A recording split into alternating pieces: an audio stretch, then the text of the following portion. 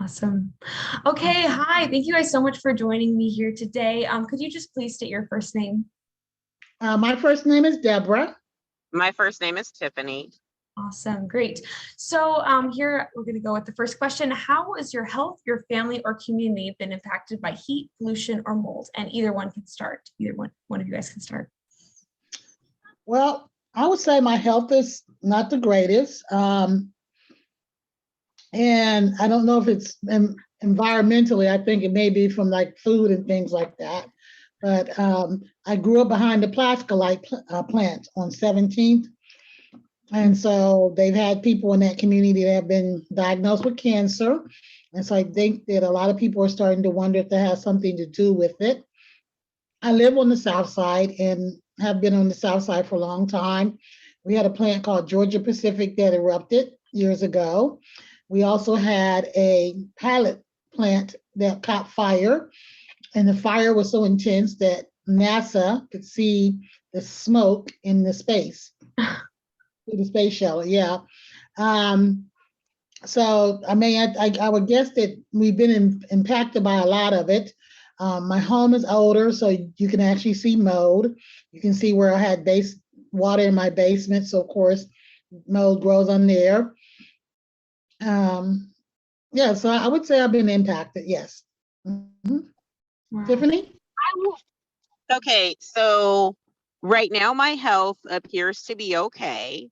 However, in that caveat, I will say that I grew up and inherited the home that I'm currently in from my family. So I have lived in a community that has had the Asarco plant, Plascolite. There are several junk and tow yards around.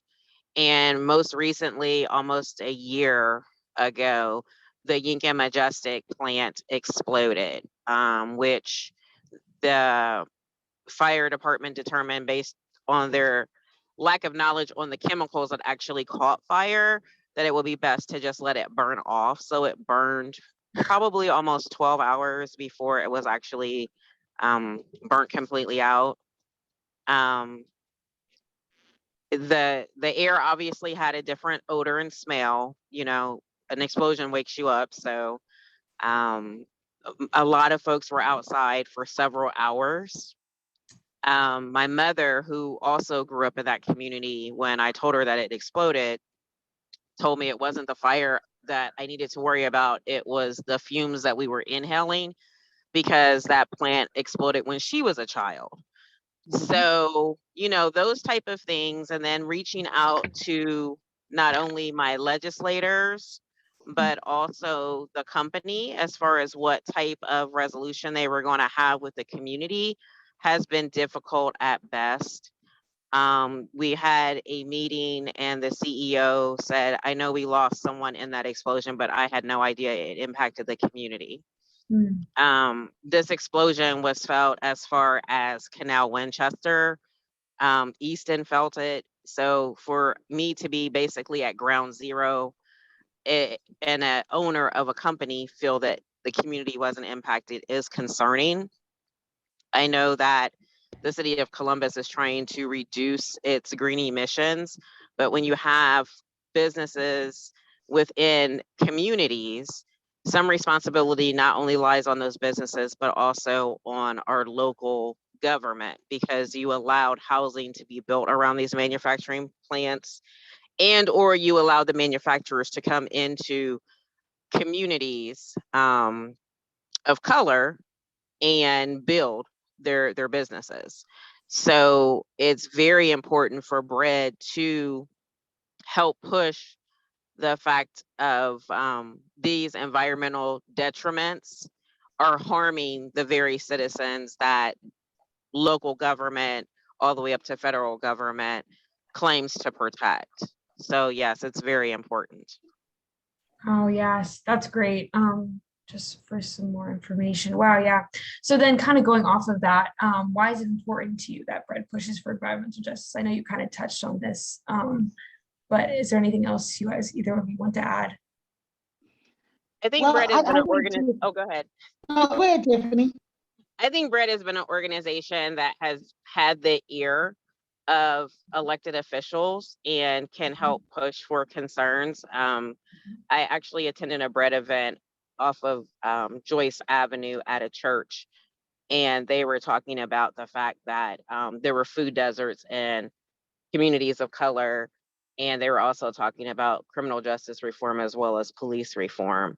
And being a part of committees and commissions that address those things, I think that Brett helps amplify the concerns of citizens.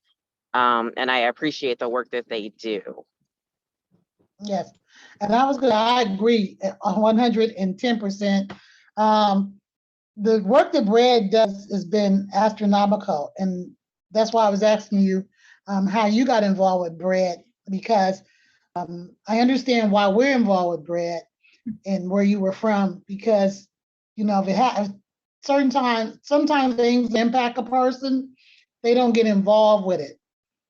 And so we have people involved that it has not personally impacted. It's really great to have people standing shoulder to shoulder with you. Like Tiffany said, her mom lived in the house and was impacted by this plant exploding as a child. And now here she is a generation later, the same thing. And then have the president of the company go, "Oh, really? Did it hurt you?"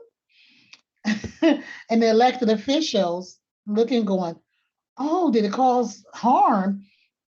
And I do believe Brad needs to keep pushing and keep pushing and keep pushing, because we've all benefited from the work that Brad has been able to get implemented, bring to the front, to shine a light on it.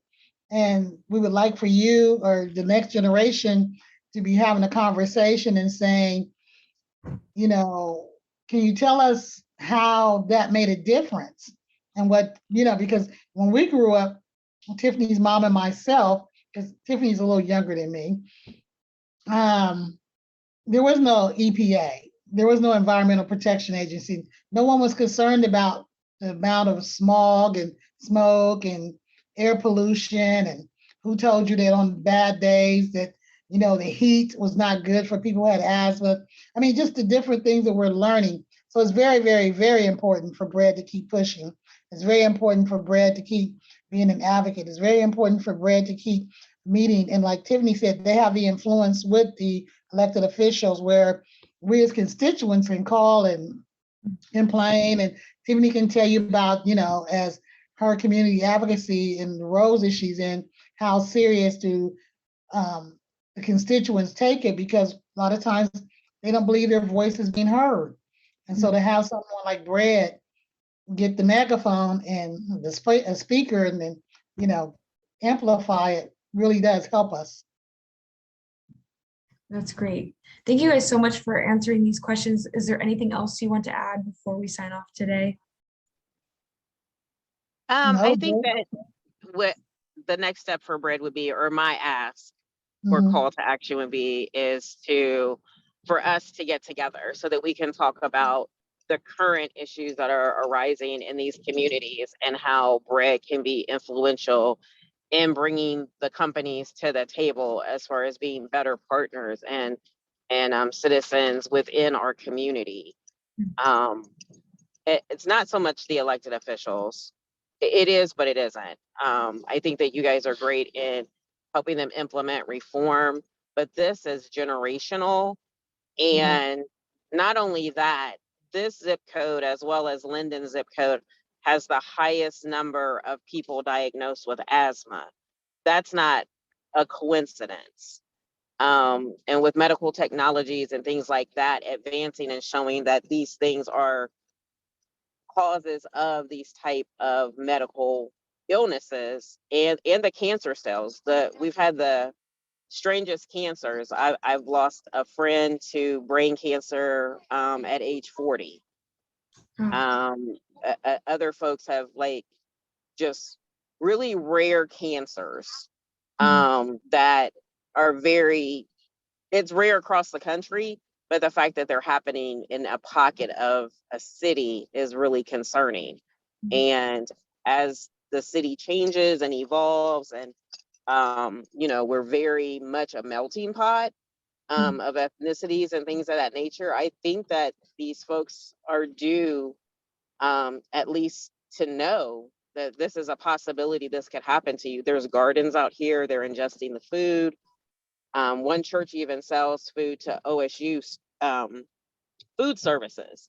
So we're not only impacting the folks that live in those zip codes, but we're also impacting our next generation that attend Ohio State and consume those products. You know what I mean? So I think it's very important for you guys to have a seat at the table when we're negotiating with these businesses and or with elected officials on these concerns. Wow. Wow, yeah. Thank you so much. Is there, again, any more last comments? No, I agree. And the only thing I would say is, like Tiffany said, for Bread to keep being at the table, for Bread to keep helping to plan the menu, for Bread to keep building that responsibility, equity, and dignity for individuals to be able to access an equal quality of life, because it is about this generation and future generations. If we don't start to change it now, when will it happen? But I appreciate your taking the time on your Saturday to meet with one little old lady from the south side and another young lady from the north side, to give us an opportunity to share our thoughts and our opinions on the environmental issues. And I'll have to get Tiffany on the committee with Kathy and myself, because I'm a part of Kathy's committee. And so that's how you got connected with me. But because of what happened recently, I thought it would be good to get two different views from two sides of town, and we can share and contrast, because it's just not a south side thing. It's not just a north side thing. If you got someone from the west side, we could probably get you a west sider to be like, oh, let me tell you about this plan over here, and then we get you someone out east. Oh, let me tell you about this air quality out here, and just on and on and on.